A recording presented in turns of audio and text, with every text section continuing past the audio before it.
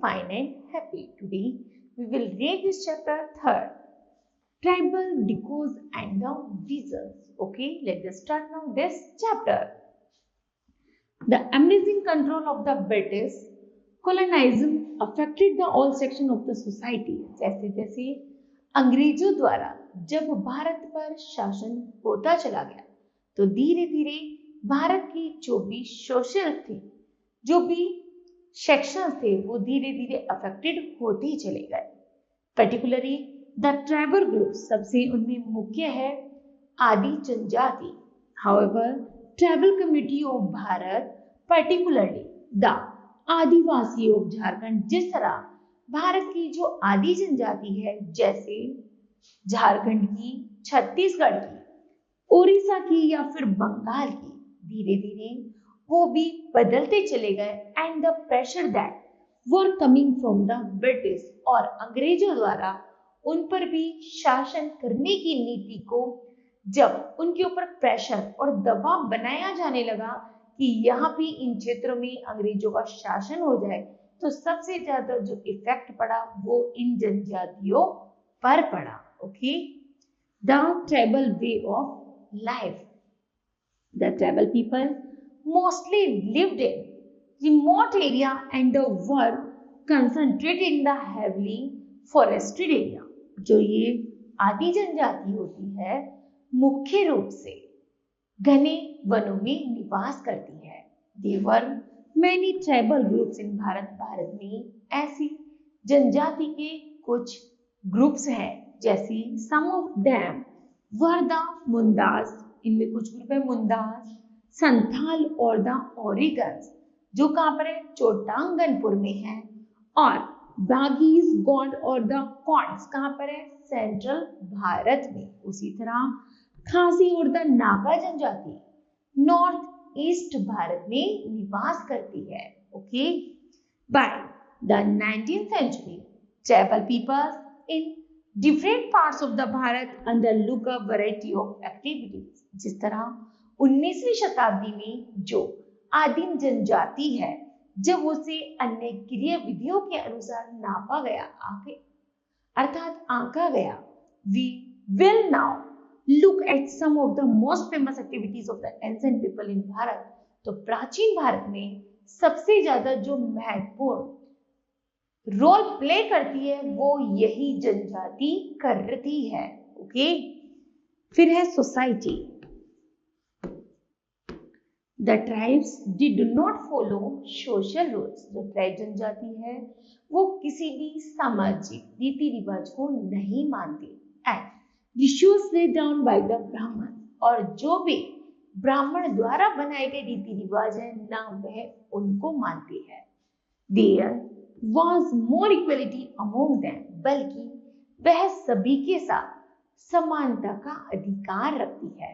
Land was owned by the whole tribe, यहाँ तक कि वह मानती है जो भी घने वन की जमीन है वो केवल आदि जनजाति की है. They had a distinct culture of their own, और इस जमीन पर रहने वाले व्यक्ति के अपनी धर्म, अपनी संस्कृति होती है. And they wanted no one to the interference in it, यहाँ तक कि वो किसी का भी हस्तक्षेप नहीं चाहते.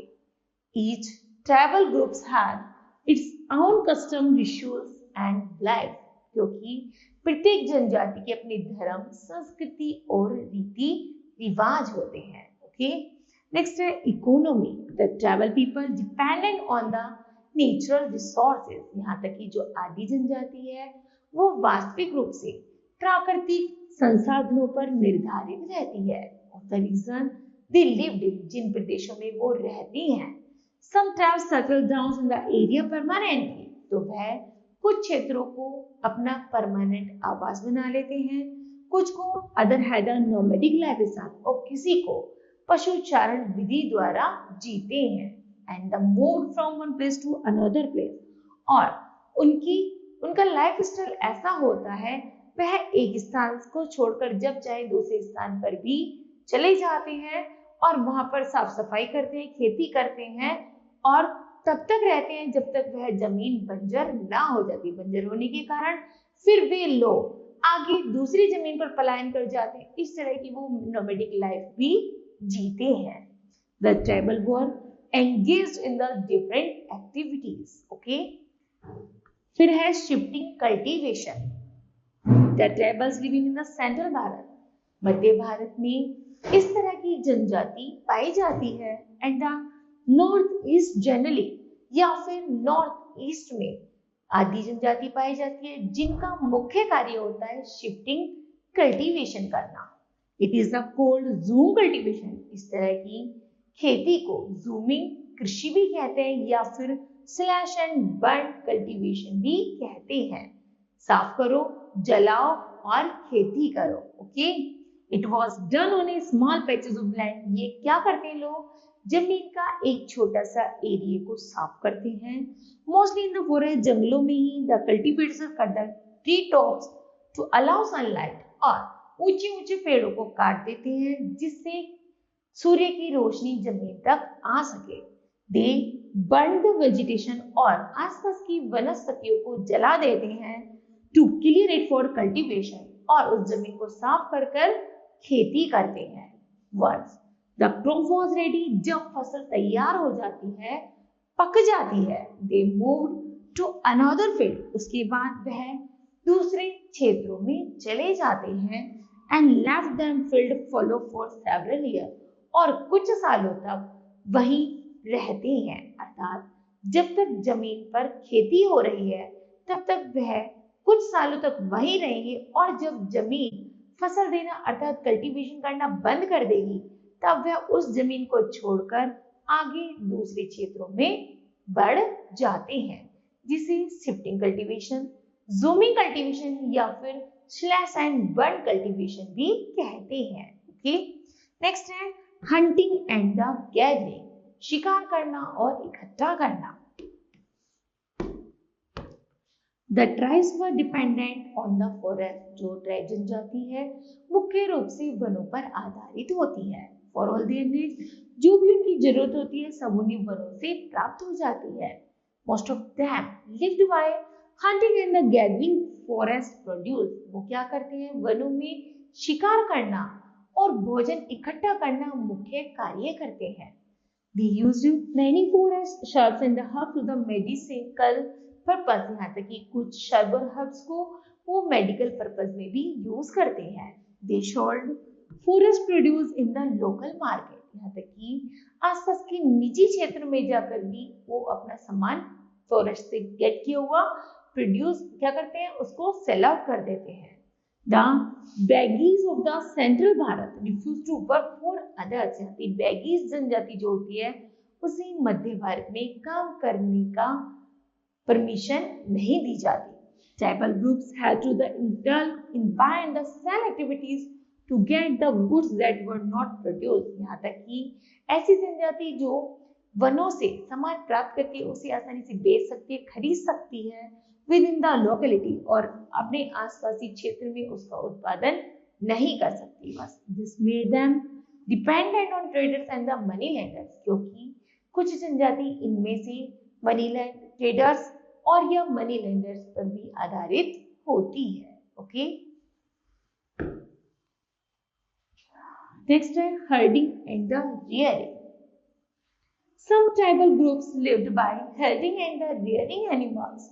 They were dependent on their herds or sheep और cattle, यहाँ तक कि कुछ जनजाति इनमें से पशुचारण और भेड़ों पर भी और बकरियों पर आधारित होते हैं। Most the tribal people were nomads, उनमें से जो पशुचारण करते हैं they moved about their animal, वो अपने पशुओं को लेकर एक स्थान से दूसरा स्थान परिवर्तित करते रहते हैं। When the supply of food for these animals got exhausted in the area, they moved to another area. Okay. Next is settled agriculture. With time, many tribes settled down permanently at one place. यहाँ तक कि कुछ जनजाति अपने आवास एक स्थिर आवास बना लेते हैं। They begin to cultivation crops. वे वहीं के आसपास क्षेत्रों पर मैदानों में कल्टीवेशन अर्थात कृषि करते हैं। अमोंग सम ग्रुप्स, और एक ग्रुप के साथ रहते हैं। The land belonging to the claim and not to individual tribes. उनमें एक मुखिया होता है और जो सभी जनजाति के लोगों को लीड करता है। In such groups the tribal share the harvested crop according the needs of the household. घर में मुख्य रूप से प्रयोग किए जाने वाले फसलों का ही उत्पादन किया जाता है। In 19th century the Mundas and the Santhals to come. मुंदाल और संथाल एक ऐसी जनजाति है जिन्होंने एक बड़े वे पर एग्रीकल्चर सेटल्ड की और वहीं पर अपने घर बनाकर रहने शुरू कर दिया। ओके, नेक्स्ट है impact of the British rule. British colonial rules had a ट्रेमेंडस impact on the isolated and the peacefully life of the tribal. आदि मानव जो शांतिपूर्वक अपना जीवन जी रहे थे, उन्होंने अंग्रेजों ने भी उन पर अपना प्रभाव डालना शुरू कर दिया। British rule lead to the many changes in the tribal setup. यहाँ थी कि उन आदिवासियों को अपना जीवन या अपना घर सेटअप करने में अंग्रेजों से कुछ परेशानियों का सामना भी करना पड़ा। The group which were allowed to keep their lands were asked to pay a very high revenue। अर्थात अंग्रेजों ने ट्राइबल जनजाति जो खेती का प्रयोग करती थी उस जमीन पर इतना मोटा कर लगा दिया कि वह उसे आसानी से चुका नहीं पाते थे। They forced many tribal to become settled agriculture। कुछ जनजाति जो परमानेंट आवास बनाकर रह रहे थे टू पे फिक्स्ड रेवेन्यू, उनके ऊपर भी एक फिक्स कर घोषित कर दिया। The company but the many places the land was not fertile. लेकिन जमीन इतनी उपजाऊ होने के कारण उन पर क्या होता था, खेती इतनी अच्छी नहीं होती थी, इसलिए वो टैक्स चुका नहीं पाते थे। नेक्स्ट है the company declared forest as state property. Company ने, अंग्रेजी कंपनी ने डिक्लेयर कर दिया था ये जो जमीन है वो सरकारी जमीन है। Restrictions were put on the collections of the forest produce. यहाँ तक कि तुम जंगलों में ऐसा कोई उत्पादन कार्य नहीं कर सकते। ऑन प्रैक्टिसिंग शिफ्टिंग कल्टीवेशन, जिस तरह तुम शिफ्टिंग कल्टीवेशन कर रहे हो, ऑन द कटिंग ट्री, पेड़ों को काट रहे हो, शिकार कर रहे हो, ऐसा कुछ भी तुम्हें परमिशन नहीं दी गई है जिससे तुम वनों का हनन कर सको। ओके, नेक्स्ट है the traders charge very high prices. यहाँ तक कि कुछ जनजाति जो अपना सामान निर्मित करती थी उनके ऊपर भी बहुत हाई क्वालिटी के टैक्स लगा दिए गए, जिससे आदि मानव, आदि जनजाति अपने सामान को उचित मूल्य पे ना बेच सके। The tribal often had to take short term loans. यहाँ तक कि कभी कभी आदि मानव, आदि जनजाति क्या होती थी, थोड़े मोड़े लोन लेकर के अपना व्यापार शुरू करती थी। Who charged a very high, लेकिन उस पर भी, उसके धन पर भी उस मनी लेंडर इतना ज्यादा टैक्स लगा देता था कि वह आसानी से उस धन को चुका ही नहीं पाते थे। ओके, नेक्स्ट है tribal revolts. The tribal revolts were most common and the frequent during the colonial rule in the tribal territories.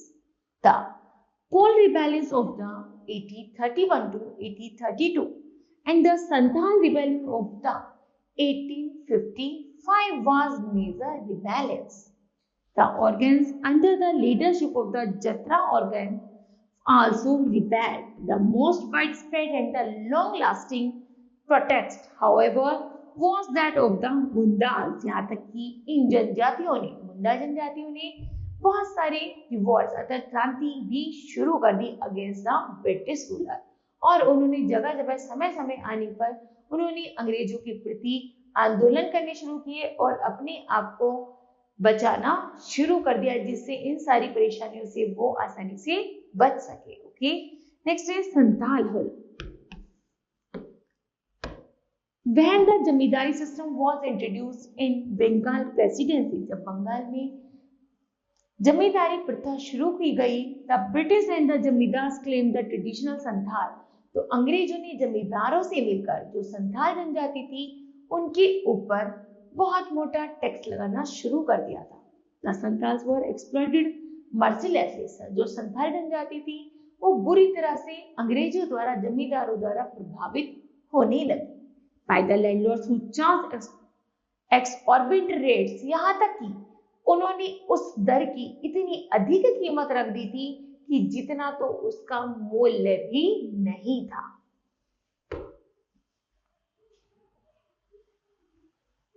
Sometimes as the high the 500%, लगभग उन्होंने 500% की कीमत की दर लगा दी थी, which ensured that the traveler were never ever to pay their loan। एक बार यदि जनजाति उससे पैसे ले लेती थी तो वो जीवन भर कभी भी उसका कर नहीं चुका पाती थी। They lost their land and they also were turned into bonded labor। यहाँ तक कि वह हमेशा जिंदगी भर उनका कर चुकाते रहते थे, अब उस कारण उनकी जमीन भी बिक जाती थी और वे एक छोटे मोटे मजदूर बनकर ही, बॉन्ड मतलब एक दास मजदूर बनकर ही रह जाते थे। The first rebellion occurred in the 1854, led by BC of Shashan in the Lachipur। The second rebellion started in June 1855 when two brothers, Sindhu and Kanu, organized 1000 संथास and declared a revolt। दो भाइयों सिंधु और कानू ने एक ऐसा rebellion जैसा आंदोलन शुरू किया। संथालों ने उसमें लगभग 10,000 संथालों ने उसमें पार्टिसिपेटेड किया। They killed many money lenders, उन्होंने बहुत सारे जमींदारों को मारा और बहुत सारे कंपनी एजेंट्स और जो भी अंग्रेजी सेना के वो थे अधिकारी थे उनको भी मारना शुरू कर दिया। The revolt were very intense and the massive in scale। और ये जो संथालों का या आदि जनजाति का जो भी ये रिवोल्ट था, आंदोलन था, ये एक बहुत बड़े लार्ज पैमाने पर बढ़ता चला गया। The Santhal community celebrate the day of the rebelling of the day. Santhal जनजाति ने जैसे जैसे आंदोलन किया और अपने आप को बचाना शुरू किया, आज भी वह उसे क्रांतिकारी दिन के रूप में मनाते हैं। The revolt was revolutionary supposed by the British। about 20,000 Santhals began killed including the two leaders। यहाँ तक कि दो नेताओं द्वारा लगभग जब अंग्रेजी सेना ने लगभग 20,000 संथालों को मार दिया था तो उनके प्रति जब संथालों ने रिवोल्ट आंदोलन किया और जल्दी ही अंग्रेजी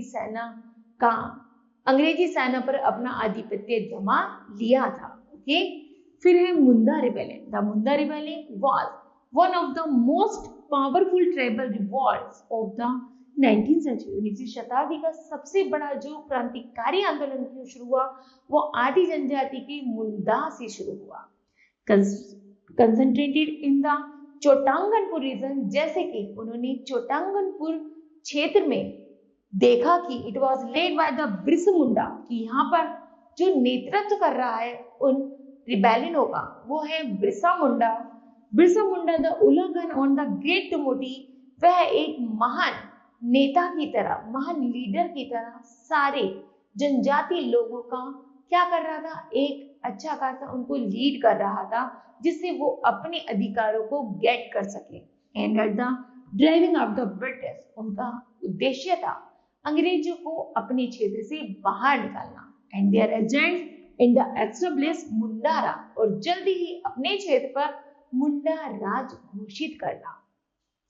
Birsa Munda wanted to bring back the golden age. Birsa Munda ने जल्दी ही मुंडाओं के जीवन में एक सुनहरा अवसर ला दिया था। He wanted to free his people, उन्होंने जल्दी ही अपनी जनजाति के लोगों को अंग्रेजों से छुड़वा लिया था और जमींदारों से फ्री कर दिया था।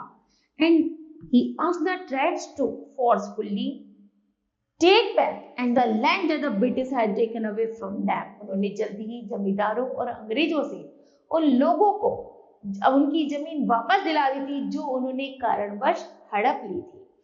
The British came down heavily against the rebellion। जल्दी ही अंग्रेजी सेना में जब एक दोबारा क्रांति की भावना आई, they arrested, उन्होंने बिरसा को अरेस्ट कर लिया 1854 में एंड imprisoned him, और उसको कैदी बना लिया। He died soon, जल्दी उसे मार दिया गया।